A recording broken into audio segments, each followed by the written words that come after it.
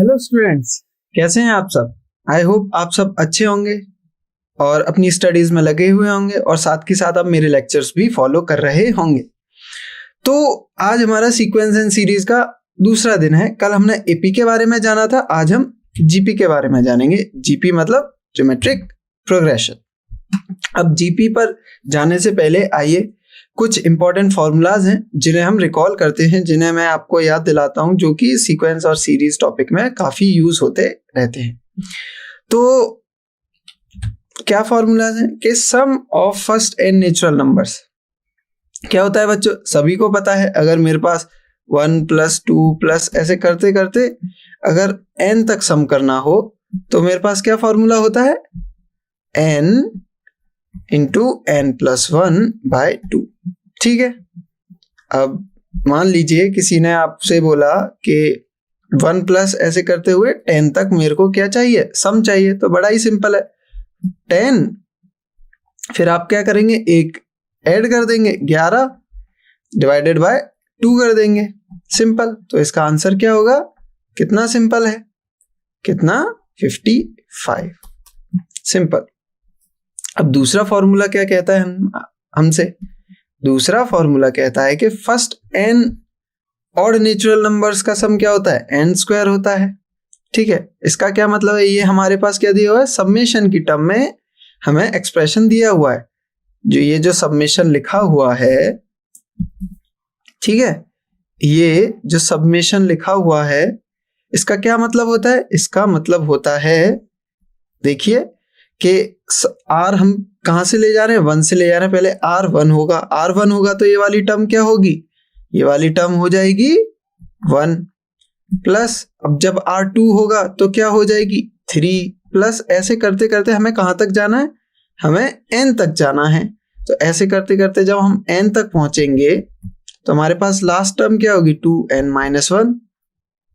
ठीक है, तो अब जब हम इनका सम करेंगे तो हमारे पास क्या आएगा, n²। एग्जाम्पल देखिए, एग्जाम्पल है कि 1 + 3 + 5 अगर ये करूं तो मेरे पास क्या आना चाहिए, कितनी टर्म है, 1 2 3, 3 मतलब 3 का स्क्वायर, इसका मतलब है 9 आना चाहिए। आप ऐड करके देख लीजिए, आप 5 3 8 8 1 9, एकदम करेक्ट। ठीक है, थर्ड फॉर्मूला देखते हैं।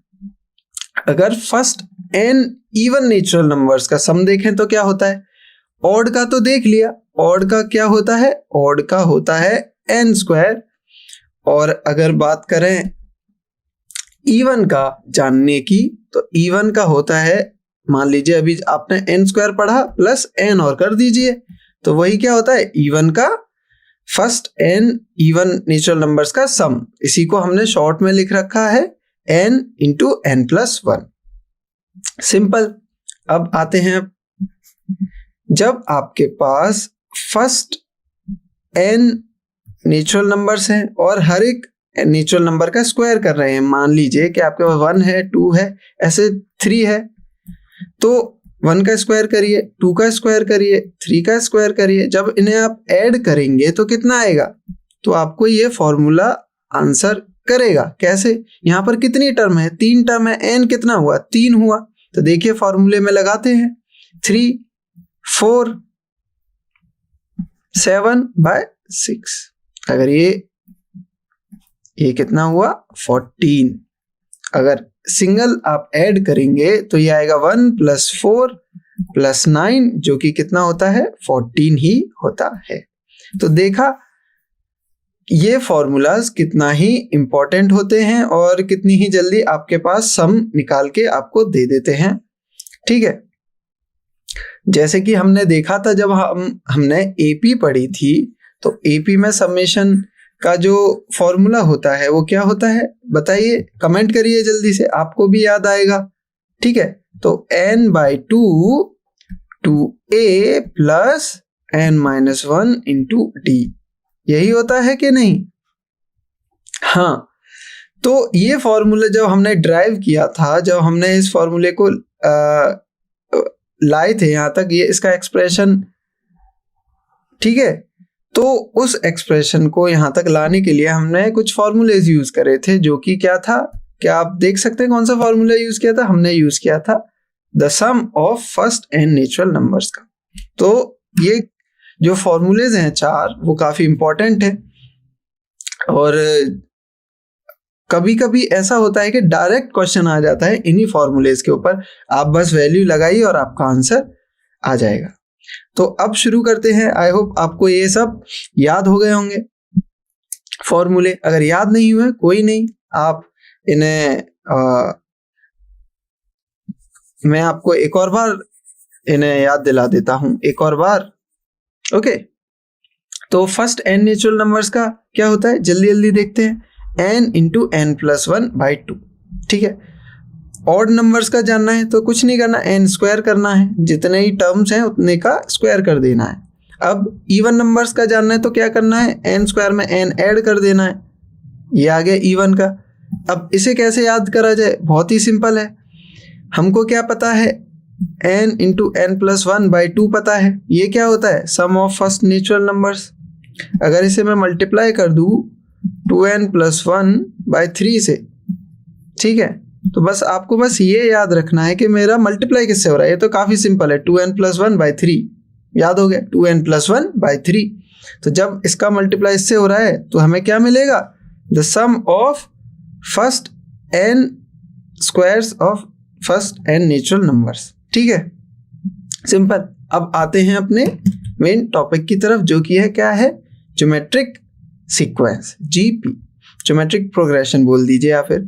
अब जब हमने एपी पढ़ा था तो एपी की टर्म कैसी दिख रही थी, एपी में क्या खासियत थी, एपी की टर्म थी ए प्लस डी, ए प्लस 2d, ऐसे ही चलती जा रही थी।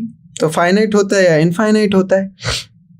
इसमें क्या खासियत थी कि जो डिफरेंस आता है, जो कॉमन डिफरेंस आता है, वो क्या आता है, कांस्टेंट रहता है। कोई भी एक डी नंबर होता है, कांस्टेंट रहता है।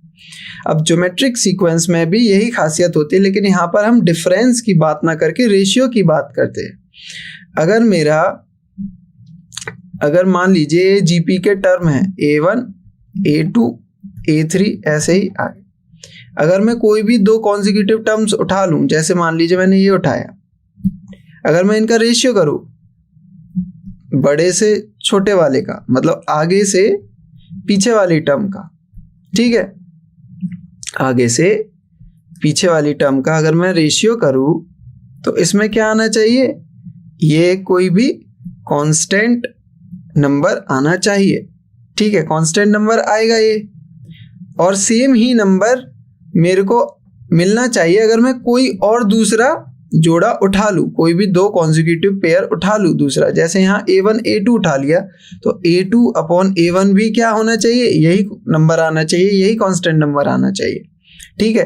अगर मान लीजिए कुछ और उठा लिया, मान लीजिए A11 उठा लिया, तो A10 के साथ जब मैं रेशियो करूंगा उसका, तब भी मेरे पास क्या आना चाहिए, यही आना चाहिए। तो बस इतनी सी डिफरेंस की बात होती है एपी और जीपी में।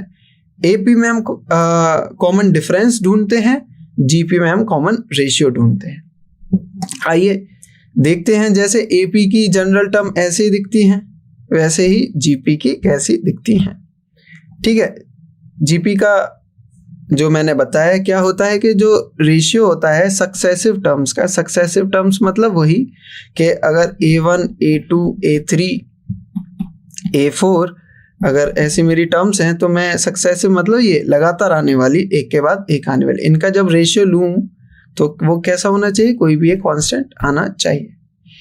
अब वो कैसी दिखती हैं, पहली अगर मेरी A है तो दूसरी मेरी AR होगी, तीसरी मेरी AR स्क्वायर होगी, ऐसे करते करते कोई nth जो टर्म होगी वो ऐसी होगी।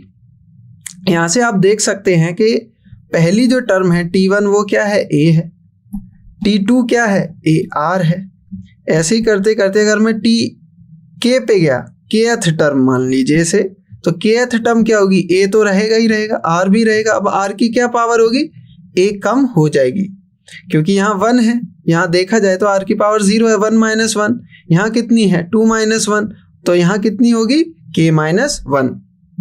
तो इसको भी आप याद रखिए कि जो जनरल टर्म होती है, जो kth टर्म होती है किसी भी जीपी की, तो वो कैसी दिखती है, वो दिखती है Tk मतलब kth टर्म kth पोजीशन वाली term AR power K minus 1, ठीक है। जहां पर A हमारी फर्स्ट टर्म कहलाती है और R क्या कहलाता है, कॉमन रेशियो। अगर आप यहां से कोई भी दो कॉन्जिक्यूटिव टर्म्स उठा लें, जैसे ये, अगर इनका रेशियो करें तो क्या आएगा बच्चों, AR² बाय AR, तो क्या आएगा R। अगर आप कोई भी दो उठा लें तब भी क्या ही आएगा R, क्योंकि ये पहले से ही हमने GP में बना रखी है, ठीक है। तो इसका भी जब आप करेंगे तो क्या आएगा, AR by A is equals to R, ठीक है। आगे चलते हैं, देखते हैं प्रॉब्लम को। अब डेफिनेशन देख लिया आप, एक प्रॉब्लम देखते हैं, बड़ी सिंपल सी प्रॉब्लम है। प्रॉब्लम कह रही है, क्या कह रही है कि हमको जीपी ढूंढनी है भाई, जीपी हमको ढूंढनी है। अब चलो जीपी ढूंढनी है तो कुछ हिंट दी हुई होगी क्वेश्चन में, वो देखते हैं क्या, कि हमारे पास फिफ्थ टर्म क्या है, 81 है, सेकंड टर्म क्या है, 24 है, ठीक है। तो पहले तो देखिए कि जनरल जो kth टर्म होती है वो क्या होती है जीपी की, tk क्या होता है, first term into common ratio की पावर k माइनस 1, ठीक है। अब मेरे से क्या बोला गया है कि T5 फिफ्थ टर्म जो होगी T5 होगी। T5 कैसी दिखेगी, R पावर 4, और ये कितनी दे रखी है मेरे को, 81 दे रखी है, ठीक है। अब आते हैं T2 पे, T2 कितना दे रखा है मेरे को, 24। इसका जो अगर मैं एक्सप्रेशन में वैल्यू रखूं k की तो कितना आएगा मेरा, ये आ गया AR, सिंपल AR आएगा। अब मेरे पास AR की वैल्यू 24 है, AR की पावर 4 की वैल्यू 81 है, तो मैं क्या करूंगा, AR into R cube is equals to 81 है। मैंने कुछ नहीं किया, R4 को R इंटू R क्यूब लिख दिया, बस। समझ में आया? इससे क्या फायदा हुआ, इससे ये फायदा हुआ कि जो मेरा AR है वो उसकी वैल्यू मेरे को पता है पहले से, AR की वैल्यू तो पता है, इसलिए मैंने ब्रेक कर दिया कि मैं फास्ट अपने आंसर तक पहुंच जाऊं। तो उस केस में R क्यूब कितना हो गया, R क्यूब हो गया 81/24। इसे फर्दर अगर मैं इवेल्युएट करूं तो कितना आएगा बताइए बच्चों, ये आएगा 27 और A बाय 8, तो R कितना हो जाएगा 3/2। तो ये आ गया हमारा R आ चुका है। और अगर मैं T2 टर्म से देखूं तो A is equals to 24/R, R क्या है मेरा 3/2 है, 3/2 ये हो गया, इसका मतलब है 16 मेरा फर्स्ट टर्म होगी। तो इस तरीके से मैं अपनी जीपी बना सकता हूं। मेरी जीपी कैसी दिखेगी, मेरी जीपी का जो फर्स्ट टर्म होगा वो होगा 16, सेकंड क्या होगा 16 इंटू R मतलब 24, और जो कि मेरे को पहले से दिया हुआ है, इसका मतलब मेरी जो टर्म्स हैं वो एकदम सही आई हैं, जो मेरी जीपी मैंने क्वेश्चन के अकॉर्डिंग जो आनी थी वही आई है। ऐसे ही करके आप नेक्स्ट टर्म लिख सकते हैं, ये आएगी हमारी जीपी। तो समझ में आया ये, आई होप समझ में आया होगा आपको। अगर नहीं भी आया है तो कोई नहीं, आप कमेंट करिए, मैं जो भी जो पॉइंट है या जो भी स्टेप है जो आपको समझ नहीं आया मैं उसको समझाऊंगा। ओके, तो आगे बढ़ते हैं, देखते हैं आगे ये काफी इंटरेस्टिंग प्रॉब्लम है और ये मेंस की प्रॉब्लम है, काफी इजी है। कैसे, देखिए कि क्वेश्चन में बोला गया है कि A1 A2, ध्यान से पढ़िएगा question, A1 A2 A3, A1 A2 A3 क्या है, स्क्वायर्स है मेरे, ठीक है। A1 A2 A3 क्या है, स्क्वायर्स है मेरे, ठीक है। अब और क्या दे रखा है, एक इंफॉर्मेशन दे रखी है कि जो n है, n मेरा ग्रेटर देन और इक्वल टू 1 है, मतलब मैथमेटिकल टर्म्स में लिखूं तो ये है, ये मेरे को गिवन है, मतलब n जो है कोई भी एक नेचुरल नंबर हो सकता है। चलो इतनी इंफॉर्मेशन मिल गई, ठीक है। आगे इंफॉर्मेशन दी हुई है कि जो लेंथ है an स्क्वायर की, ये मेरा स्क्वायर है, ये मेरा स्क्वायर है, और ये स्क्वायर का नाम क्या है, an, ठीक है। अब इसकी कोई साइड होगी, बोल दीजिए स्मॉल an, ये साइड है इसकी, सारी इक्वल होंगी, ठीक है। अब बोला गया है कि length of side of an, मतलब an जो है मेरा स्मॉल an, ठीक है। अगर मैं बोलूं यहां से लिखूं कि स्मॉल an इक्वल टू दिया हुआ है, मेरे को लगता है is equal to length of diagonal of an+1। अब an+1 जो स्क्वायर है, चलिए बनाते हैं। ये मेरा an+1 स्क्वायर है। अब इसकी साइड को बोल दीजिए स्मॉल an+1, सारी इक्वल होंगी। अब बोला गया है कि ये जो an है, मतलब इस वाले स्क्वायर की जो साइड है वो इक्वल है जो ये वाला जो स्क्वायर है इसकी डायगोनल की लेंथ के। अब इसकी डायगोनल क्या होता है, हमको पता है ये 90 डिग्री होता है। ये an+1 है, ठीक है, तो ये भी कितना है, ये भी an+1 ही है, बिल्कुल सही। तो मैं क्या करूंगा, पाइथागोरस थ्योरम से मैं लेंथ ऑफ डायगोनल आराम से निकाल सकता हूं। निकाल सकता हूं कि नहीं निकाल सकता, आप कमेंट करके बताइए कि कितना होगा, जो डायगोनल की लेंथ होगी वो कितनी होगी। अगर आप पाइथागोरस लगाएंगे तो वो बोलेगा हाइपोटेनस, मतलब डायगोनल का स्क्वायर इज इक्वल्स टू इसके स्क्वायर प्लस इसके स्क्वायर के इक्वल। तो ये क्या है, ये दोनों सेम है, तो ये होगा, और मेरा h कितना होगा, √2 an+1, ठीक है। तो अब मेरे को दिया हुआ है कि an h के इक्वल है, और h मेरा क्या है, √2 an+1। सिंपल, यहां तक हमने इतनी इंफॉर्मेशन ले ली। इससे एक चीज और देखिए कि अगर मैं n को n-1 लेके चलूं तो मेरा क्या होगा, an-1 is equals to √2 an। इस एक्सप्रेशन को भी ध्यान रखिए, क्योंकि कभी कभी ऐसे क्वेश्चंस में ये भी यूजफुल रहता है। ये तो n दिया है तो n+1 पे गए, अगर n से पीछे जाना हो तो ये वाला फॉर्मूला यूज होगा, अगर n से आगे जाना हो, अगर n से n+1 की तरफ जाना हो तो ये यूज करेंगे, अगर n से n-1 की तरफ जाना हो, मतलब पीछे जाना हो, तो ये यूज करेंगे। इसलिए हमें दोनों फॉर्मूले अगर लिखे हुए हो तो इजी पड़ता है कि हमें किधर आगे जाना है या पीछे जाना है, उसके अकॉर्डिंग हम अपना फॉर्मूले को यूज कर लेंगे, ठीक है।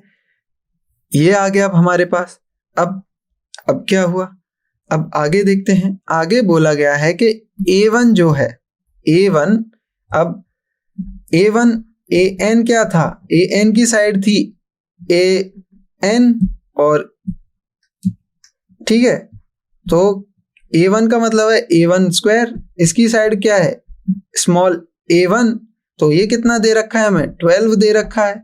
स्मॉल a1 हमें कितना दे रखा है, 12 दे रखा है। बस हमारे पास इतनी ही इंफॉर्मेशन है, और हमसे क्वेश्चन में पूछा गया है कि अगर area of an less than 1 है, area of an less than 1 है, तो वो किस n की वैल्यू के लिए होगा, और उनमें से हमें ऐसी स्मॉलेस्ट n की वैल्यू को बताना है। तो सबसे पहले तो हमने इतनी सारी इंफॉर्मेशन निकाल ली। अब ये क्वेश्चन आप सोच रहे होंगे कि मैं जीपी में क्यों कराया, तो अब ये तो लॉजिकली सोचा जा सकता है कि जब ये क्वेश्चन इस चैप्टर में है, इस टॉपिक में है, तो कहीं ना कहीं तो जीपी लग रही है। क्या आप देख पा रहे हैं कि जीपी कहाँ लग रही है, देख पा रहे हैं, कमेंट करिए। देखिए जीपी का यूज हो रहा है इस पॉइंट पर, ये पॉइंट बोल दीजिए, ये एक ही बात है। कैसे हो रहा है कि यहां से देखिए कि an+1 अपॉन an क्या है मेरा, 1/√2। अगर मैं n कुछ भी ले लूं, 1 2 3 4 1000 100 कुछ भी, तो इनका रेशियो कितना आ रहा है? हमेशा 1/√2 ही आ रहा है, मतलब एक कॉमन रेशियो आ रहा है। तो अगर A1 A2 A3 ऐसे करते रहूं मैं, अगर A3/A2 दे रखा है, A2/A1 ये भी 1/√2 है, कोई सा भी दो कॉन्जिक्यूटिव पेयर उठा लूं तो मेरा जो रेशियो आएगा वो हमेशा क्या आ रहा है? कांस्टेंट आ रहा है। तो मैं क्या कहूंगा, जो मेरे स्क्वायर्स की जो साइड्स हैं वो किस में हैं? जीपी में हैं। इसका मतलब स्क्वायर्स की जो साइड्स हैं वो मेरा कैसे सीक्वेंस को फॉलो कर रही हैं? जीपी को फॉलो कर रही हैं। तो इसलिए ये क्वेश्चन को जीपी में डाला हुआ है। समझ में आया? देखिए, तो हमने ये अज्यूम किया था, ठीक है, कि कैपिटल AN का मतलब है स्क्वायर जिसकी साइड क्या है? Small an। अब ये दिया हुआ है क्वेश्चन में, ठीक है, यहां से हमने अपना रिलेशन निकाल दिया। इसी से हमने अभी देखा कि हमने कैसे इसको बोला कि A1 A2 AN क्या है? हमारे जीपी हैं। क्यों? क्योंकि कॉमन रेशियो हमें मिल रहा है। ठीक है, ये पॉइंट समझ में आया। आगे देखिए, अब ये कहां से आया? ये आया जो कि मैंने अभी बताया था आपको कि आप देखें AN हमारा क्या था? √2 AN+1। और अगर आपको याद है A1 ही हमारा क्या है? A1 है हमारा 12। ठीक है, अब आते हैं, अब देखिए शुरू से चलते हैं। अगर N1 है तो A1 = √2 A2 हो गया। ठीक है, N2 है तो क्या होगा? A2 A3 हो जाएगा। ये ऐसे करते करते मैं AN पर अगर पहुंच गया, AN पर अगर पहुंच गया तो ये कितना होगा? √2 AN+1। सिंपल। चलिए हम N तक ना जाके N-1 तक जाते हैं, सिर्फ N-1। ओके, अब देखते जाइए। A2 की वैल्यू क्या है? A2 की वैल्यू दी हुई है हमें ये √2 A3। तो मैं क्या कर सकता हूं कि A1 = √2 A2 की वैल्यू क्या है वो लगा दूंगा, जो कि है A3। ये कितना होगा मेरा? ये होगा √2 का स्क्वायर, √2 का स्क्वायर। ठीक है, अब A3 क्या है? A3 की भी वैल्यू दी हुई होगी। A3 क्या है? इस फॉर्मूले से निकाल सकता हूं। A3 क्या होगा मेरा? A3 होगा √2 A4। यही होगा। फिर से एक पावर बढ़ गई, एक क्यूब हो गया। ठीक है, तो मैं ऐसे करते करते करते करते यहां तक पहुंचूंगा, AN तक पहुंचूंगा कि नहीं पहुंचूंगा? तो जब AN तक पहुंच जाऊंगा तो मेरा आएगा क्या? A1। बिल्कुल सही। ये क्या होगा? AN। और ये क्या होगा? √2 N-1। क्यों? अगर ये देखें कि इसमें और इसमें ये रिलेशन है कि यहाँ दोनों का डिफरेंस 1 आ रहा है। ठीक है, अब तो यहां से मैं निकाल सकता हूं कि AN जो है A1/√2 N-1 है, जो कि हमें यहाँ पे दिया हुआ है। तो ये समझ में आया कि एक कहां से आई वैल्यू। सिंपल, जो हमें सीक्वेंस दिया हुआ, जो रिलेशन दिया हुआ है ये वाला, वहीं से हमने अपना पॉइंट निकाला। ठीक है, तो आगे देखिए, अब आगे क्या करेंगे हम? सिंपल है कि एरिया, क्योंकि हमें एरिया के बारे में बताना है। एरिया क्या कर देंगे? एरिया क्या होता है? साइड का स्क्वायर। ये हमारी साइड है, इसका हमने कर दिया स्क्वायर। स्क्वायर कर दिया तो सिंपल, जो 1/√2 था इसको मैं लिख सकता हूं 1/√2 N-1 को मैं लिख सकता हूं 1/2 N-1/2। और जब स्क्वायर होगा तो ये क्या हो जाएगा? 2 से 2 कैंसिल हो जाएगा, तो सिर्फ 1/2 N-1 बचेगा। ठीक है, और इसका तो स्क्वायर हो ही जाएगा, तो हमारे पास ये टर्म आएगी। ठीक है, ये समझ में आया। अब आगे चलते हैं। अब हमें a1 की वैल्यू पता है, क्या थी, 12 थी, तो हम वो अप्लाई कर देंगे।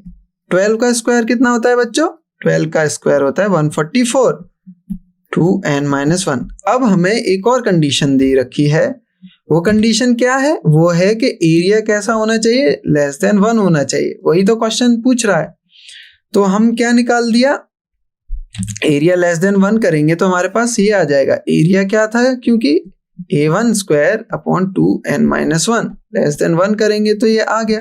अब a1 की वैल्यू लगा दीजिए, कितनी आएगी? 144। ठीक है, अब यहां देखिए कि 2 की ऐसी क्या पावर रखूं कि 144 से मेरी जो वैल्यू हो वो ज्यादा आए।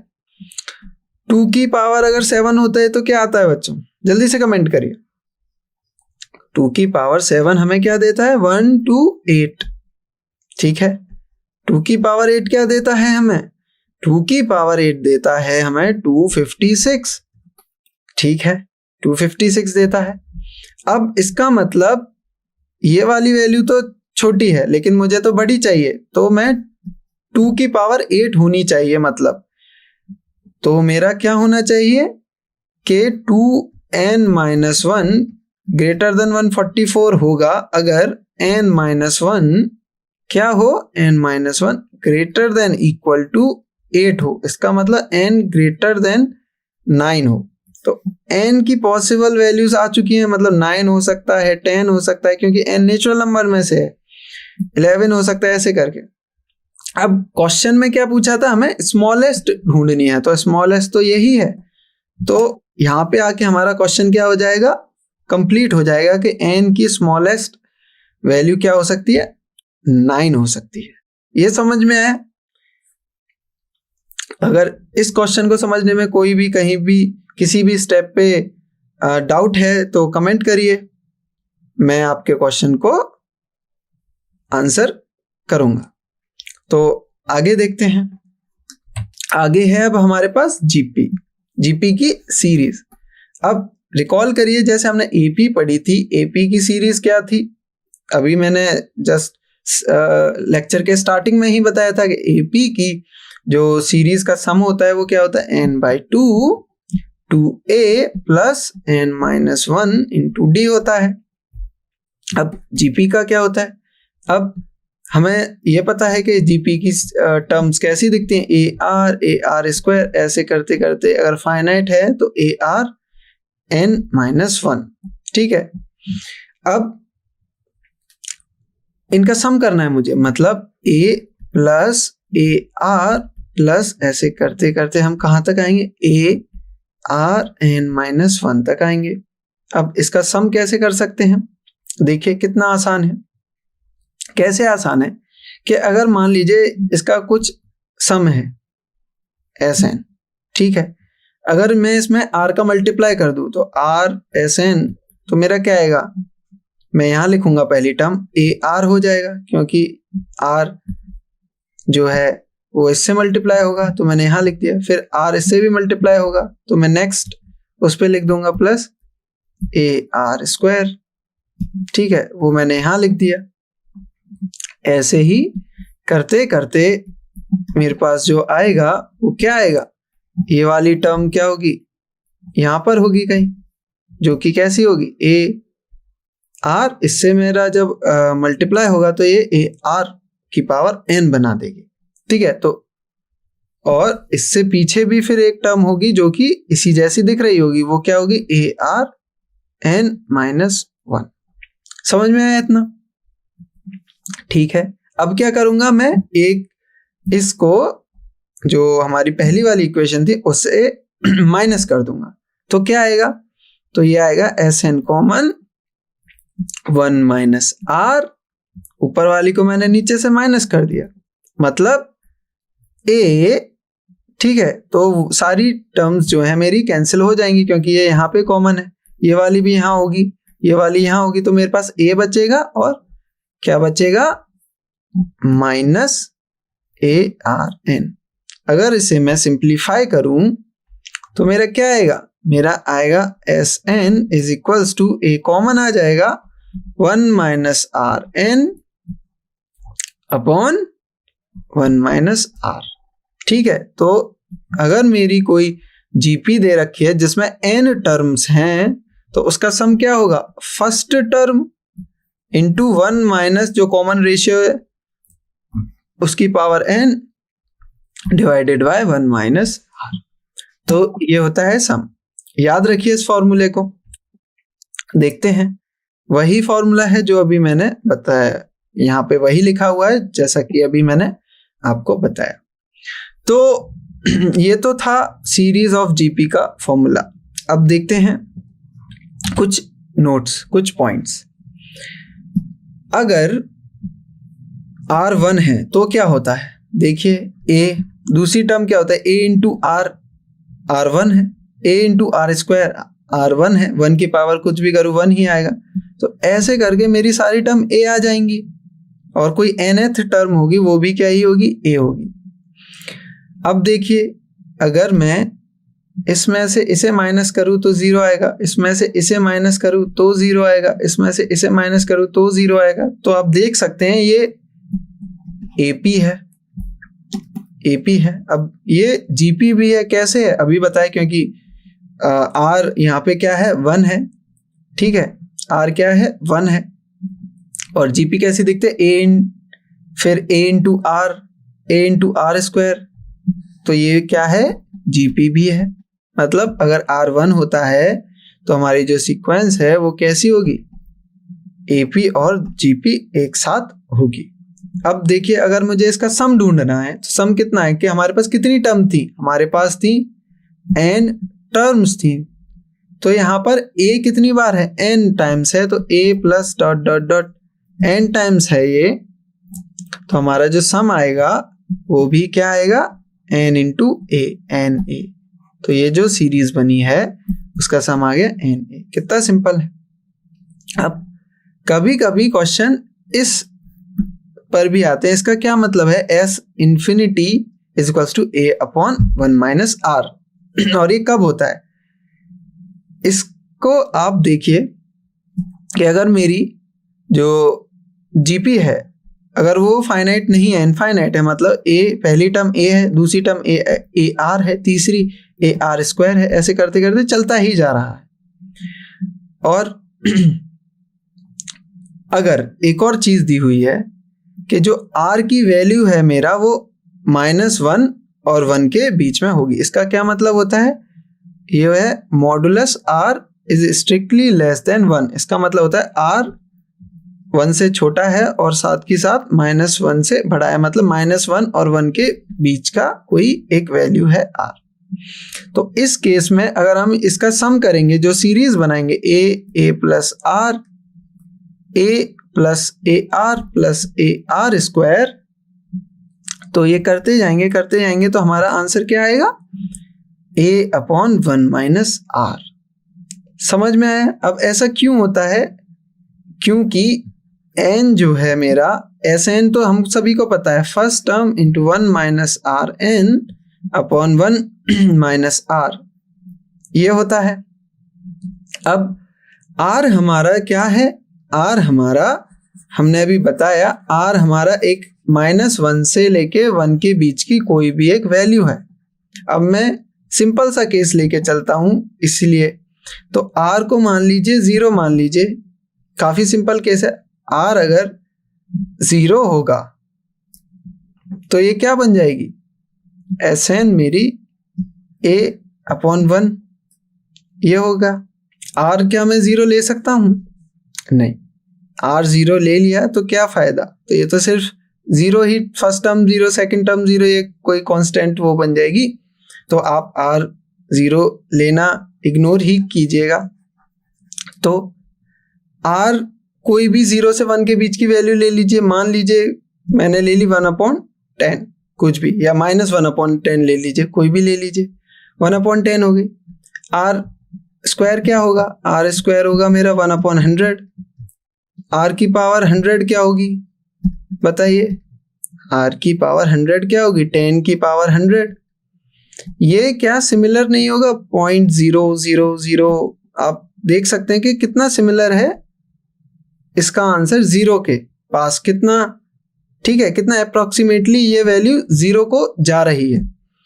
तो अगर मैं r को, और ये हमेशा होता है, r जब भी -1 और 1 के बीच होता है और उसकी पावर n करूं और n इन्फिनिटी को जाए, ठीक है, मतलब r अगर मेरा -1 से 1 के बीच में कोई भी वैल्यू है और मेरे को फाइंड करना limit of n tends to infinity rn, तो मेरी ये 0 को जाती है। इस बात का आप ध्यान रखिए। तो उस केस में मेरा क्या होगा? जब n इन्फिनिटी को जाएगा, ये s इन्फिनिटी हो गया, rn मेरा 0 को जाएगा, तो ऊपर 1 बचेगा, नीचे क्या बचेगा? ये। तो यहीं पे ये लिखा हुआ है, और इसका जो मतलब है s इन्फिनिटी का, s इन्फिनिटी जो लिखा हुआ है इसका मतलब है a plus A R plus A R square plus, ऐसे चलता ही जा रहा है ये आगे। बस इसमें जो ध्यान देने वाली बात है, ये तब है, ये फॉर्मूला तब लगेगा जब हमारा r -1 से 1 के बीच में दिया हुआ होगा। तो अगर नहीं दिया हुआ है तो ये फॉर्मूला अप्लाई नहीं कर पाएंगे। ठीक है, आगे चलते हैं, देखते हैं प्रॉब्लम्स को। तो ये प्रॉब्लम बेस्ड है, जैसा कि अभी पढ़ा, सम ऑफ जीपी के ऊपर। तो इसमें पूछा गया है कि 9 प्लस 99 प्लस 999 प्लस, ऐसे अगर मेरे पास n टाइम्स 9 है, n times, okay, 999 n times 9 है, तो उसका मेरे को एक फॉर्मूला निकाल के दीजिए, एक सिंपल सा, कि मेरे को ये हर टर्म ऐड नहीं करनी पड़े, तो मेरे को एक फॉर्मूला दीजिए जिससे मैं बस n पता हो और मैं वो n पुट कर दूं तो मेरा आंसर आ जाएगा।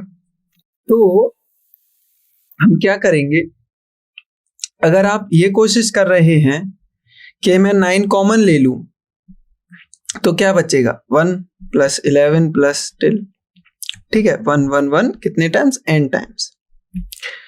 तो ये मेरे हिसाब से थोड़ी लेंदी प्रोसेस हो सकती है, ठीक है। तो क्योंकि हम जीपी पढ़ रहे हैं तो हम कोशिश करेंगे जीपी ही बनाने की।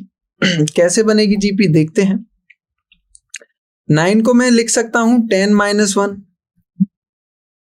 ठीक है। अब तो आपको समझ ही आ गया होगा कि मैं क्या कर रहा हूं। 99 को 10 स्क्वायर -1, 999 को 10 क्यूब -1, ऐसे करते करते मैं क्या करूंगा, जो n टाइम्स जो रिपीट हो रहा है 10 की पावर n -1 कर दूंगा, सिंपल, आ गया। अब क्या करूंगा, सारे 1 एक साथ लिख लूंगा, तो जो कि क्या देंगे मेरा आंसर, कितने टाइम्स 1 है, कितने टाइम्स ये रिपीट हो रहा है, n टाइम्स हो रहा है, तो -n आ गया। और बाकी रिमेनिंग टर्म्स क्या है, 10 प्लस 10 स्क्वायर प्लस टिल 10 की पावर n। अब इसको जीपी से कंपेयर करिए, तो क्या है ये, 10 प्लस, कॉमन रेशियो क्या है, 10 है, क्योंकि 10 into 10 plus 10 into 10 square plus, ऐसे करते करते हम कहाँ तक जाएंगे, 10 इंटू 10 n -1 माइनस n की तरफ जाएंगे, ठीक है। तो ये तो हो गया मेरा a, ये क्या है मेरा a है, सारे a। अब r क्या है मेरा, r है मेरा ये 10, r क्या है 10, क्योंकि हर बार हम 10 से ही मल्टीप्लाई कर रहे हैं, तो हमें कैसी फॉर्म मिल रही है, हमें मिल रही है a r स्क्वायर, ऐसे करते करते हमें a r n -1, ठीक है। तो अब हमें इसका फॉर्मूला तो पता ही है, समेशन का क्या होता है। इसका फॉर्मूला बच्चों क्या होता है, इसका फॉर्मूला होता है first term into 1 minus r, क्या है 10, कितने टर्म्स हैं, n टर्म्स हैं, t की पावर n, 10 की power n, 1 minus 10 upon 1 minus 10 into, sorry, minus n। तो हमारे पास क्या आ गया, ये हमारे पास क्या है, ए भी हमारे पास 10 दिया हुआ है। तो 10, तो हमारे पास क्या आ गया, एक फॉर्मूला निकल के आ गया। ठीक है, हमारे पास ये फॉर्मूला आ गया जिससे कि हम अब इजीली सम निकाल सकते हैं। आइए वेरीफाई करते हैं। अगर मान लीजिए n2 है, n2 मतलब 9 + 99, 9 + 99, तो ये क्या होता है बच्चों, ये होता है 108। सिंपल, इस फॉर्मूले से देखते हैं। n क्या है, 2 है। ठीक है, 10 - 9, ओके, 10 - 9, 1 - 100 -2, तो ये कितना आएगा, ये हो गया 99। 11 इंटू, ओके,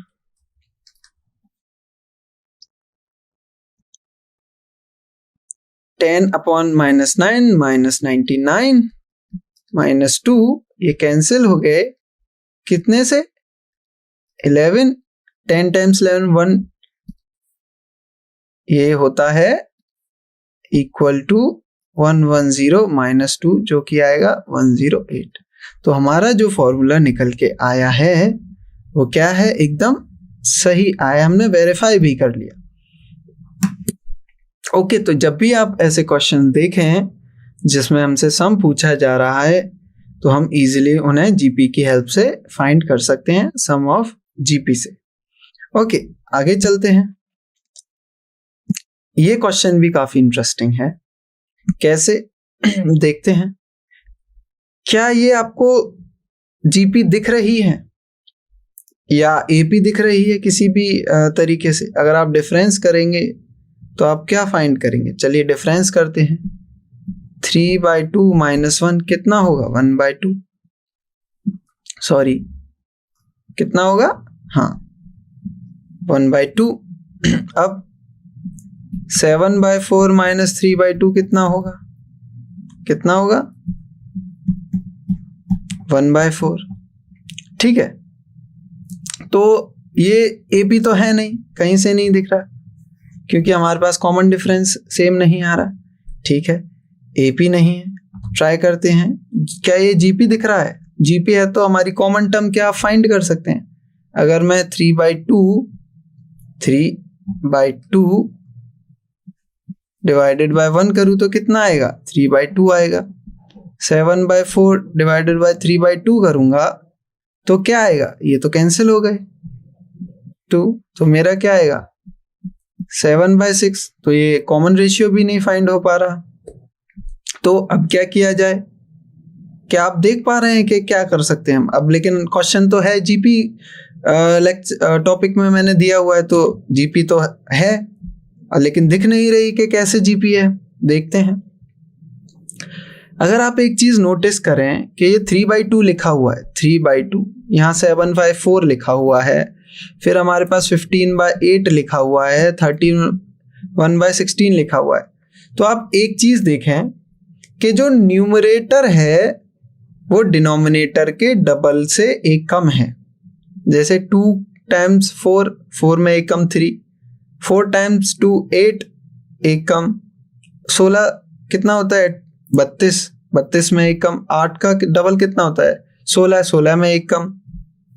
तो मैं इसको कैसे लिख सकता हूं, 2 - 1/2, ठीक है, 2 - 1/4, 2 - 1/8 और 2 - 1/16, ये लिख सकता हूं। ऐसे ही सारी टर्म्स को मैं लिख सकता हूं। तो मेरी जो नया सम बनेगा वो कैसा बनेगा, 1 2 - 1/2, ठीक है, फिर प्लस 2 - 1/4 प्लस 2 - 1/8 प्लस 2 - 1/16 प्लस ऐसे ही हमें क्वेश्चन में दिया हुआ सम ऑफ द फर्स्ट 20 टर्म्स। तो हम सिर्फ कहां तक जाएंगे, हम सिर्फ और सिर्फ टिल 20 टर्म्स, सिर्फ 20 टर्म्स तक ही हम जाएंगे, ठीक है, 20 टर्म्स तक जाएंगे।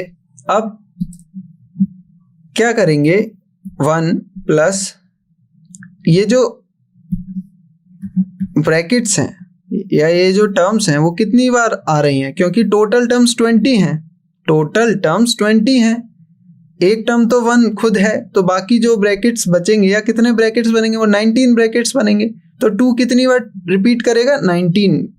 ठीक है, तो हम क्या लिख देंगे, 2 टाइम्स 19। ठीक है, ओके। अब हम लिखेंगे 19 टाइम्स 2, 2 टाइम्स 19, 19 टाइम्स 2। ओके, तो ये तो हो गया ये। अब जो -1/2, -1/4, -1/8, -1/16 माइनस टिल कहाँ तक जाएंगे हम, जो भी ये जो कितनी टर्म होगी, अब 19 टर्म्स होंगी। कितनी टर्म्स होंगी बच्चों, 19 टर्म्स। ओके, क्यों, क्योंकि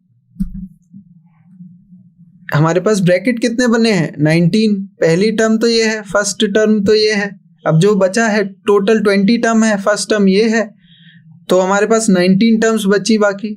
अब 19 टर्म्स में 2-2 टर्म्स और आ रही हैं, 2 19 बार रिपीट हो रहा है। अब 1/2 है, एक 1/4 है, 1/18 है, सॉरी 1/8 है, 1/16 है, ऐसे करते करते हम सिर्फ 19 टर्म्स और हमारे पास होंगी। ठीक है, अब क्या हुआ, ये कितना होगा 39, ये होगा 39 माइनस, हमने माइनस कॉमन ले लिया, तो हमारे पास क्या बचेगा 1/2, 1/2 इंटू 1/2 प्लस 1/2 इंटू 1/2 का स्क्वायर, प्लस ऐसे करते करते हम कहाँ तक आएंगे, 1/2 इंटू 1/2 की पावर 18 तक आएंगे। ठीक है, तो अब हमको पता है, क्या पता है कि ये क्या है, एक जीपी है। ये क्या है, ये एक जीपी है जिसका सम हम एक फॉर्मूले से निकाल सकते हैं। अब इसका सम क्या होता है, simple, first term 1 minus r, r कितना है, हाफ, आर देखिए हाफ, 1 माइनस हाफ की पावर कितनी है, कितनी टर्म्स है हमारे पास, 19 टर्म्स है हमारे पास। कितनी टर्म्स थी, देखिए 19 terms, power 19, 1 minus half, 1 minus r, यही फॉर्मूला था। दोबारा से याद दिला दूं, क्या फॉर्मूला था, फर्स्ट टर्म 1 माइनस आर की पावर n, 1 माइनस आर, यहाँ पर ये जो पावर होती है n का क्या मतलब था, n का मतलब था number of terms in the GP series, AR till ARn-1, ये n होती हैं, n टर्म्स, तो इसीलिए हम क्या करते हैं, n टर्म्स हैं तो हम यहाँ पे n यूज करते हैं। ठीक है, तो हमारे पास 19 है। अब इसे सिंप्लीफाई करते हैं, तो सबसे पहले ये क्या होगा, 1 माइनस 1/2 कितना होता है, 1/2 प्लस का 1/2। ठीक है, तो हमने लिख दिया 1/2। अब 1/2 से 1/2 ये कैंसिल, बिल्कुल, ये हमने क्या कर दिया, कैंसिल कर दिया। अब क्या बचा हमारे पास, सिर्फ और सिर्फ बचा 1 माइनस 1/2 की पावर 19। तो हमारे पास ये जो सम है, ये जो वैल्यू निकल के आई, इसकी वैल्यू है इतनी। अब क्या करूंगा मैं, हमारे पास ये भी है, तो कुछ नहीं, बहुत ही सिंपल है आगे, तो मैं लिख दूंगा 39 माइनस, क्योंकि यहाँ माइनस है, -1, एक माइनस ये रहा तो ये प्लस में चेंज होगा, 1/2 की पावर 19, जो कि मेरा फाइनल आंसर देगा। फाइनल आंसर क्या होगा, 38 प्लस 1/2 की पावर 90। ओके, तो क्लियर ये, आई होप इसे समझने में कोई भी दिक्कत नहीं आई होगी आपको। फिर भी अगर आपको कोई भी दिक्कत आई है तो कमेंट करिए, मैं आपकी जो भी डाउट्स हैं उन्हें क्लियर करूंगा। आगे चलते हैं, आगे बढ़ते हैं अपने नेक्स्ट टॉपिक की तरफ, जो कि क्या है, ज्योमेट्रिकल मीन। जैसे हमने AM पढ़ा, ए एम अगर आपको याद हो तो ए एम में क्या था कि हमारे पास पहले तो दो ए पी में टर्म्स होने चाहिए, ए और बी। अगर मुझे ए एम फाइंड करना है तो क्या होता था, ए प्लस बी बाई 2, सिंपल सा। अब जी एम क्या होता है, सेम लॉजिक पर है कि हमारे पास 3 ए बी सी जीपी में होने चाहिए, तो हमारा जो बी जो मिडिल टर्म है हम उसे बोलेंगे कि ये ज्योमेट्रिक मीन है कब, जब b square is equals to a c होगा। सिंपल, मतलब ए बी सी मेरे किस में है, जीपी में है। जीपी में मतलब ए मेरा फर्स्ट एलिमेंट हो गया, मान लीजिए ए। बी मेरा कैसा होगा, फर्स्ट इंटू कॉमन रेशियो। सी मेरा क्या होगा, फर्स्ट इंटू आर स्क्वायर, ये होगा। अगर आप देखें बी तो ए आर का स्क्वायर, बी का स्क्वायर कैसा है, ए इंटू सी के प्रोडक्ट के इक्वल। देख लीजिए, ए स्क्वायर इंटू आर स्क्वायर। समझ में आया, यही है इसका मीनिंग।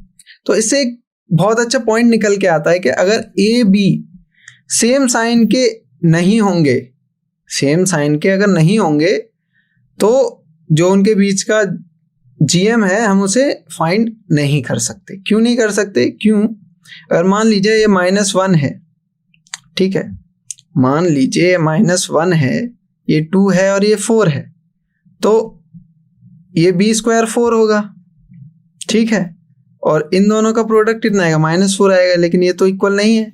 तो यही रीजन है कि अगर एक भी माइनस का हुआ तो क्योंकि हम मिडिल वाले टर्म का क्या करते हैं, मिडिल वाले टर्म का हम क्या करते हैं, स्क्वायर करते हैं। तो स्क्वायर तो कभी माइनस में नहीं आता ना, ये तो हमेशा पॉजिटिव रहता है। इसी वजह से दोनों ही कैसे होने चाहिए, सेम साइन के होने चाहिए। तो जब दोनों सेम साइन के रहेंगे तब हमारा, अगर दोनों पॉजिटिव हैं तो पॉजिटिव आ जाएगा, अगर दोनों नेगेटिव हैं फिर भी हमारा पॉजिटिव ही आंसर आएगा। तो इस बात का आप ध्यान रखिए, ठीक है। यही ये नोट है कि अगर ए और बी सेम साइन के नहीं है, मतलब अपोजिट साइन के हैं, तो हमारा जो जीएम है वो एग्जिस्ट ही नहीं करेगा। क्यों नहीं करेगा, उसका रीजन मैंने आपको बताया। आगे देखते हैं, ये प्रॉब्लम है। अब ये भी जो मेंस की है, मेंस की प्रॉब्लम है एक। आपको मैं 10 सेकंड का टाइम देता हूं, आप सोचिए कि आप अपनी अप्रोच कैसे लगाएंगे इस क्वेश्चन को करने में, ठीक है। तो आई होप आपने अब तक सोच लिया हो। तो सबसे पहले क्वेश्चन को अच्छे से पढ़ते हैं। क्वेश्चन क्या कह रहा है कि हमारे पास 3 नंबर है इंक्रीजिंग ज्योमेट्रिक प्रोग्रेशन में, ठीक है। मतलब हमारे पास एक जीपी है जिसमें 3 नंबर लिए हैं अभी हमने, और वो तीनों जो नंबर्स हैं वो इंक्रीजिंग ऑर्डर में है, मतलब छोटा फिर बड़ा फिर उससे बड़ा।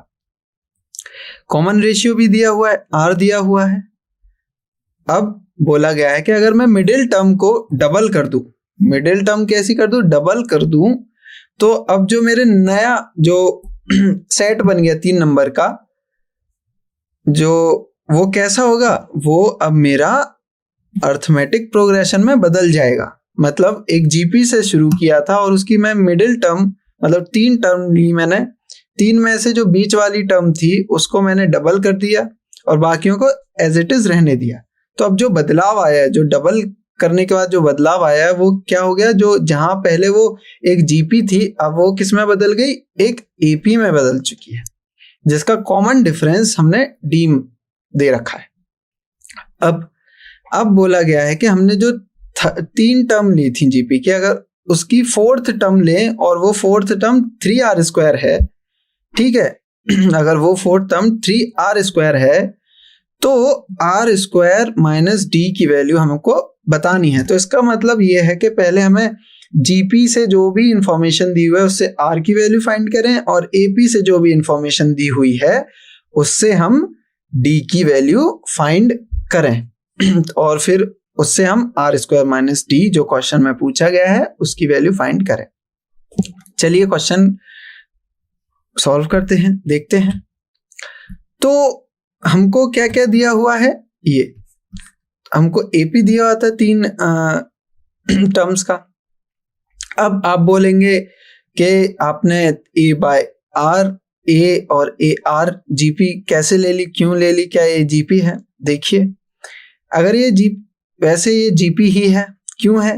आप कोई भी 2 कांस्टेंट कंसेक्यूटिव टर्म्स ले लीजिए, एक ये ले लीजिए और एक ये, तो दोनों का जो रेशियो आएगा वो सेम ही आएगा। देखते हैं, ए आर बाय ए क्या है? आर है। और जो रेड सर्कल में है, जो रेड पार्ट में है, उसका क्या है? ए अपॉन ए बाय आर, जो कि क्या होगा? आर। ए भी क्या होगा? आर। तो दोनों क्या है? इक्वल है। तो ये क्या है? जीपी है। ओके, तो अब क्वेश्चन आता है कि मैंने ये जीपी ही क्यों ली? आपको याद हो कि जब हमारे पास एपी थी, जब भी हमें क्वेश्चन दे रखा होता है कि 3 टर्म्स हैं एपी की, तो आप उन्हें ब्रेक करिए, तो आपका जो सोच सकते हैं एक जनरल आइडिया, तो वो आप ये मान सकते हैं ए प्लस डी, ए प्लस 2d। लेकिन कभी कभी क्या होता है, ये लेंदी कर देता है आंसर निकालने की प्रोसेस को। वहीं पर आप अगर ये चूज करें ए माइनस डी, ए प्लस डी, तो ये क्या करता है? आपके क्वेश्चन को करने का जो है प्रोसेस को फास्ट कर देता है। क्यों कर देता है? जब भी आप इसका सम निकालेंगे तो आपके सम निकालने से जो एक वेरिएबल है वो एलिमिनेट हो जाता है। इसी तरीके से इसमें होता है। क्या होता है? क्या आप इनका अगर प्रोडक्ट करते हैं, क्योंकि एपी में हम डिफरेंस की बात करते हैं तो इसीलिए हम सम करते हैं, तो इसीलिए डी एलिमिनेट हो जाता है। अब जीपी में हम रेशियो की बात करते हैं, इसीलिए हम अगर सबका प्रोडक्ट करें तो हमारा क्या एलिमिनेट हो जाएगा? आर एलिमिनेट हो जाता है। इसीलिए हम क्या लेते हैं? ये लेते हैं कि जिससे कि हमारा क्वेश्चन करने का जो प्रोसेस है वो फास्ट हो जाए। तो समझ में आया आपको? जब भी आपके पास 3 टर्म दी हो या हम अज्यूम करनी हो, तो एपी में आप ये एज्यूम कीजिएगा और जीपी में आप इसको एज्यूम कीजिएगा। अब क्वेश्चन की तरफ चलते हैं। क्वेश्चन में बोला गया था कि ये तो मेरी 3 टर्म्स हैं, अगर मैं 4th टर्म लूं, 4th टर्म अब इसके अकॉर्डिंग क्या होगी? पहली टर्म ए बाय आर है, दूसरी में आर मल्टीप्लाई हो रहा है, फिर दूसरी में पिछली वाली से आर मल्टीप्लाई होगा। 4th टर्म के लिए क्या होगा? आर स्क्वायर हो जाएगा। ये कितनी दे रखी है? 3r स्क्वायर के दे रखी है, जिससे मैं बता सकता हूं कि a कितना है? a है मेरा 3। देखा?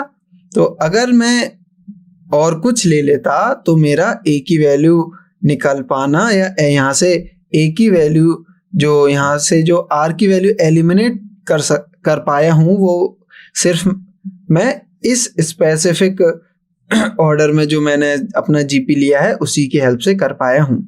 अगर मैं जो अप्रोच रहती है normal A R square, A R cube, तो मैं आर पूरी तरीके से एलिमिनेट नहीं कर पाता और दोनों के दोनों वेरिएबल्स मेरे पास ही रहते, तो इतना मैं प्रोग्रेस नहीं कर पाता जल्दी क्वेश्चन में। ओके, तो ये समझ में आया कि कैसे यहाँ पे हमने कितनी फास्ट वे से ए की वैल्यू निकाल ली। अब आगे देखते हैं। याद रखिए हमारे पास ए की वैल्यू कितनी आ गई? 3 आ चुकी है। ए हमारा 3 आ चुका है। अब हमें एक और चीज इंफॉर्मेशन दी हुई थी कि एपी ये कब बन जाती है? जब मिडिल टर्म मतलब ए डबल कर दें और बाकी तो ऐसे ही बिना छेड़े रहने दें, तो ये क्या होगी? अब हमारी एपी बन जाएगी। तो देखते हैं, ये हमारी एपी है। अब इससे एक चीज देखिए आप, अब वो चीज क्या है? वो चीज है एपी का मीन। याद हो आपको मीन क्या होता है? अगर ए बी सी थे तो b is equals to a plus c by 2 होता है। ठीक है, इसका मतलब 2b is equals to a plus c. तो मैं सेम यहाँ पे अप्लाई करूंगा तो मेरा क्या आएगा? 4a is equal to a upon r plus a r. अब a की वैल्यू तो हमको पता है, लेकिन यहां से a एलिमिनेट हो जाएगा आसानी से। कैसे? ये सारे a कैंसिल कॉमन होके, तो अब जो हमारे पास बचेगा वो होगा 4r is equals to 1 plus r square. इसका मतलब r square minus 4 r plus 1 is equals to 0। अगर मैं क्वाड्रेटिक फॉर्मूला का यूज करूं तो मेरे पास r की वैल्यू क्या आएगी, r is equals to 4 plus minus root 16 minus 4 by 2, जिसका क्या है 2 प्लस माइनस रूट 3। अब मेरे पास r या तो मेरे पास 2 प्लस रूट 3 हो सकता है या फिर 2 माइनस रूट 3 हो सकता है। ठीक है, ये समझ में आया। अब हम कौन सी वैल्यू चूज करें। अब आप अगर एक चीज देखें ठीक है, r 2 प्लस रूट 3 और r 2 माइनस रूट 3 लें तो ये 1 से बड़ा है, बिल्कुल। क्या ये 1 से बड़ा है या छोटा है? 2 तो 2 है, इसकी वैल्यू क्या होती है 1 पॉइंट समथिंग होती है। ठीक है, ओके ठीक है। जब इनका मैं डिफरेंस या सब्ट्रैक्शन करूंगा तो ऑब्वियस है कि मेरे पास 1 से छोटी वैल्यू कोई आएगी बिल्कुल आएगी। ठीक है, तो अब मैं क्या करूंगा, तो मेरे को ये पता चल गया ये जो है 1 से छोटा है। ठीक है, तो अगर r 1 से छोटा है, एक और चीज याद रखिए, ये सारी वैल्यूज क्या है पॉजिटिव हैं। a और r क्या है, a और r हमारे दोनों ही कैसे हैं पॉजिटिव हैं। तो r की वैल्यू जब 1 से छोटी है और मैं a दोनों तरफ अगर मल्टीप्लाई कर दूं, कोई भी पॉजिटिव नंबर अगर मैं r में मल्टीप्लाई कर दूं तो मेरे पास ये आ जाएगा। लेकिन जो मेरी जीपी दी हुई है वो कैसी दी हुई है, वो मेरे को इंक्रीजिंग ऑर्डर में दी हुई है। इंक्रीजिंग है मतलब a r होगा, फिर a r से बड़ा a होगा और a से बड़ा a r होगा। सॉरी, ये a बाय r है। ठीक है, लेकिन अगर मैं r को 1 से छोटा कोई ले लूंगा तो यहाँ तो उल्टा केस हो जाएगा, जो कि नहीं होना चाहिए। इसीलिए मैं क्या करूंगा, ये वाला केस लूंगा ही नहीं, मतलब मैं r की ये वाली वैल्यू नहीं ले सकता। तो मेरे पास क्या ही वैल्यू बची, तो मैं जो r चूज करूंगा वो क्या लूंगा 2 प्लस रूट 3 को चूज करूंगा। समझ में आया ये लॉजिक बिल्कुल। चलिए आगे बढ़ते हैं। अब आगे है ये तो कुछ नहीं है, जैसा कि हमने पहले ही निकाल चुके हैं कि a की वैल्यू 3 होगी, बड़े ही आसान तरीके से। अब r की भी वैल्यू आई थी तो हमने सिर्फ r का स्क्वायर कर दिया। r की वैल्यू क्या आई थी 2 प्लस रूट 3, इसका स्क्वायर क्या कर दिया a square plus b square plus 2ab, तो जो कि क्या हो गया 7 प्लस 4 रूट 3। अब r स्क्वायर हमारे पास है माइनस d। अब हमें क्या निकालना है, लेकिन d निकालना है। अब d कैसे निकाले,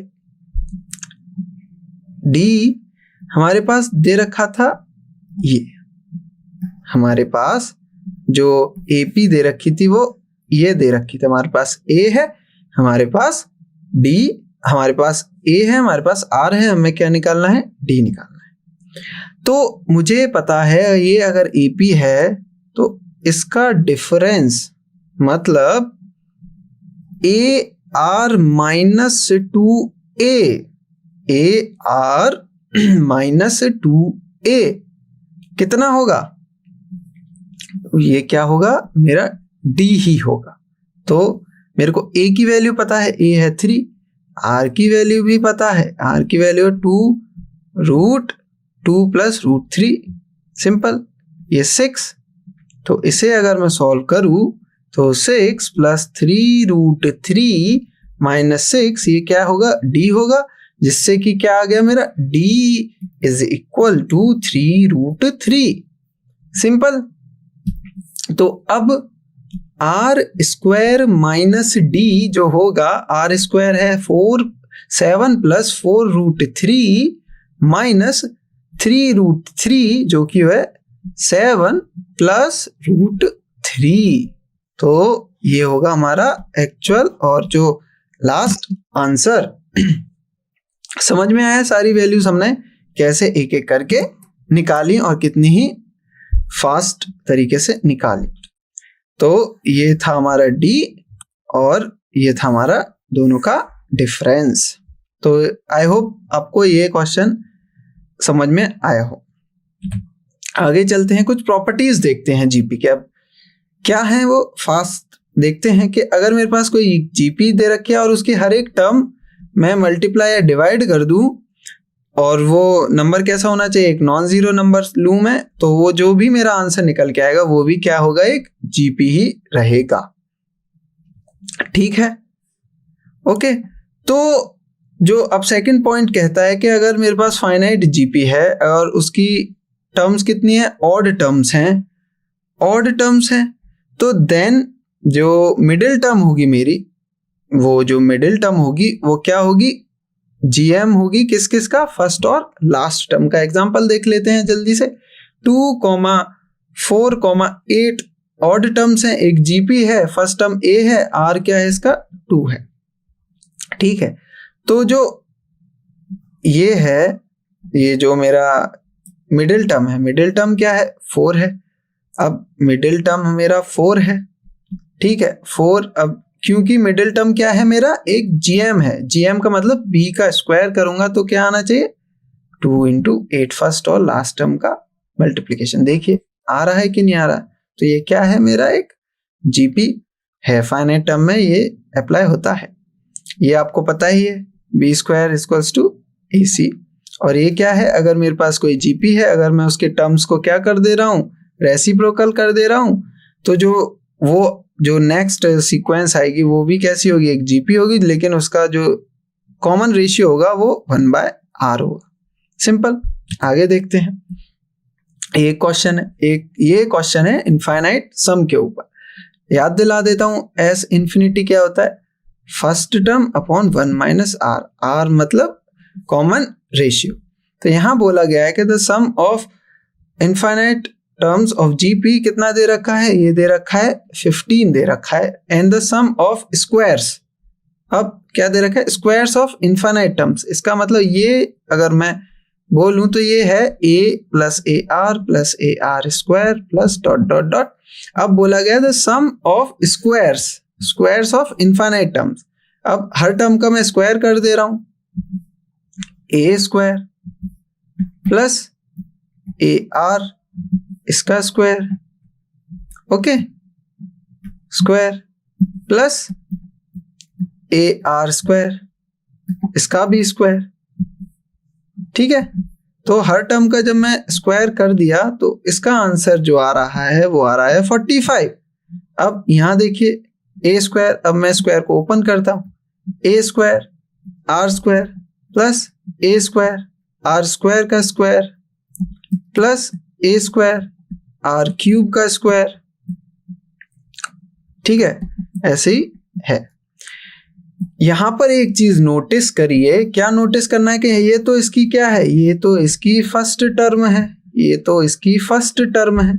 अब कॉमन रेशियो क्या है, देखिए कॉमन रेशियो फाइंड करते हैं, बड़ा ही सिंपल है कॉमन रेशियो फाइंड करना। कैसे कि इसका और इसका रेशियो ले लूंगा मैं, कितना है देखते हैं, a square r square by a square कितना है, r स्क्वायर। देखते हैं क्या है, r स्क्वायर सब में फॉलो हो रहा है, कोई भी दो टर्म उठा लेता हूं। अब ये वाली दो टर्म उठाते हैं, a square r6 by a square r4, इसका भी क्या है आंसर, जो रेशियो है वो r स्क्वायर ही है। तो जहां तक है, अगर मैं इसे जनरलाइज कर पाऊं, जो कि मैं इजीली कर सकता हूं, कि यहाँ का कॉमन रेशियो जो आया है वो क्या आया है बच्चों, वो आया है r स्क्वायर। तो r स्क्वायर क्या है, मेरा कॉमन रेशियो है।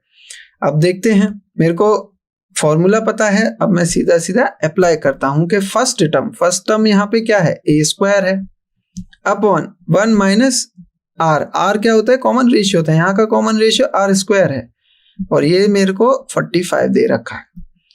तो अब मेरे पास दो इक्वेशन आ चुकी हैं जिनसे मैं a और r की वैल्यूज फाइंड करूंगा और अपनी जीपी को बना लूंगा। अब देखते हैं, a जो ये मेरी इक्वेशन है, इससे मैं लिख सकता हूं क्या कि a square is equals to 225 into 1 - r का होल स्क्वायर। सिंपल, ठीक है। इससे क्या लिख सकता हूं मैं, देखिए इससे मैं लिख सकता हूं, अब ए स्क्वायर की वैल्यू मेरे को पता चल चुकी है, ए स्क्वायर की वैल्यू है मेरी ये, तो मैं सीधा यहां पर लगा दूंगा। तो ये क्या आएगा, ये आएगा 225 1 माइनस आर का whole square divided by 1 minus ये, अब एक देखिए कि 1 माइनस आर स्क्वायर, ये क्या है, ए स्क्वायर माइनस बी स्क्वायर, जिसे मैं लिख सकता हूँ 1 माइनस आर 1 प्लस आर। तो यहाँ 1 माइनस आर और 1 प्लस आर लिख सकता हूं, और ये 1 माइनस यहां से कैंसिल हो जाएगा, ठीक है, ये एक हमने कर दिया कैंसिल। अब हमारे पास बचा ये, और जो कि क्या है, इक्वल्स टू 45 है। अब 15 टाइम्स 15, 15 टाइम्स 3, सिंपल, कट गया, ये हुआ 15 और ये हुआ हमारा 3। ये हम फर्दर काट सकते हैं, जो कि क्या है 5। जो हमारी आगे इक्वेशन बनेगी वो क्या बनेगी वो बन गई 5 minus 5r is equal to 1 plus r, simple, जो कि क्या बनी 4 इज इक्वल टू 6r, जो कि क्या है r इक्वल टू 2/3। तो r हमारा क्या आ गया, r आ गया है हमारा 2/3। तो r आ चुका है, अब r आ गया है तो हम a भी फाइंड कर सकते हैं। a कैसे फाइंड करें, इसमें अप्लाई कर देंगे, ये रहा हमारा, तो ये हो जाएगा a is equal to 15 times 1 minus r, जो कि क्या है 2/3, जिसे अगर मैं फर्दर सॉल्व करूं तो 5 1/3, जो कि a क्या है 5/3, सिंपल। तो ऐसे करके मैं अपनी वैल्यू फाइंड कर दी। तो मेरे पास a है, मेरे पास r है, और मेरे पास जीपी की जनरल फॉर्म होती है, जो कि क्या होती है बच्चों, a, तो मेरी जीपी क्या आ जाएगी a r स्क्वायर, ऐसे ये क्या होगी मेरी जीपी, सारी वैल्यूज मेरे को दे रखी हैं। तो आई होप आपको ये सारी प्रॉब्लम्स अच्छे से समझ में आ रही हैं। आगे बढ़ते हैं, आगे देखते हैं कि आगे क्या क्वेश्चन है या क्या टॉपिक है। तो अब आते हैं हम हार्मोनिक प्रोग्रेशन पे। वैसे ये जेईई मेंस में बहुत कम पूछा जाता है, तो मैं सिर्फ और सिर्फ इसका इंट्रो ही दूंगा, और इसके कुछ बहुत बेसिक से क्वेश्चन आपको होमवर्क में दूंगा। तो हार्मोनिक सीरीज क्या होती है, बहुत ही सिंपल है। हार्मोनिक सीरीज कैसे, कि अगर कोई हार्मोनिक सीरीज है, मान लीजिए H1 H2 ऐसे एक हार्मोनिक सीरीज है, हार्मोनिक सीक्वेंस है, ठीक है, तो इसका फर्स्ट सेकंड थर्ड टर्म ऐसे आगे के टर्म, अगर मैं इनका रेसिप्रोकल कर दूं हर टर्म का, ये हो गया H1 H2 H3 ऐसे, ठीक है। तो अब ये जो मेरी सीक्वेंस बनी, ये जो सीक्वेंस बनी 1/H1 1/H2, तो ये क्या होनी चाहिए, मेरी AP होनी चाहिए। अगर ऐसा है तो मैं इसको क्या बोलूंगा, हार्मोनिक प्रोग्रेशन या HP, ठीक है। तो यही है कि if the reciprocals of its term are in AP, मतलब ये मेरी HP है, अगर इसका रेसिप्रोकल कर दिया हर टर्म का जो कि मेरी AP है, तो मैं क्या बोल दूंगा कि ऐसी सीक्वेंस क्या है, मेरी HP है, सिंपल। अब या फिर आप ऐसे देखें कि मेरे पास कोई AP है, A plus D A plus 2D dot, अगर मैं इनका रेसिप्रोकल कर दूं 1/A plus D 1/A plus 2D, तो ये क्या बन जाएगी मेरी, ये मेरी एक HP बन जाएगी। यहां तक आया समझ में, बहुत ही आसान है, कोई भी दिक्कत नहीं है, ठीक है। आगे बढ़ते हैं, आगे चलते हैं। आगे क्या है आपके लिए, अब ये तो सिर्फ था छोटा सा इंट्रोडक्शन, अब आपके लिए ये है प्रॉब्लम्स, कि आपने इस क्लास से क्या सीखा और क्या आपके कॉन्सेप्ट में क्या मिसिंग रह गया, ये प्रॉब्लम्स आपको इवेल्युएट करेंगे, ठीक है, जिससे आप समझ पाए कि आपने इस पार्ट को बड़े अच्छे से सीखा और इस पार्ट में कुछ तो आपने छोड़ दिया। तो ये है आपकी पहली प्रॉब्लम। आप पॉज कर लीजिएगा या स्क्रीनशॉट ले लीजिएगा और इसे ट्राई करिएगा। ये है आपकी दूसरी प्रॉब्लम, ठीक है, और ये है आपकी लास्ट प्रॉब्लम जो कि बहुत सिंपल सी एचपी पे है। तो ठीक है, तो आज के लेक्चर के लिए थैंक यू कि आप यहाँ तक बने रहे और इतना अच्छा सपोर्ट दिखा रहे। तो फिर मिलेंगे नेक्स्ट लेक्चर में। Thank you for this lecture.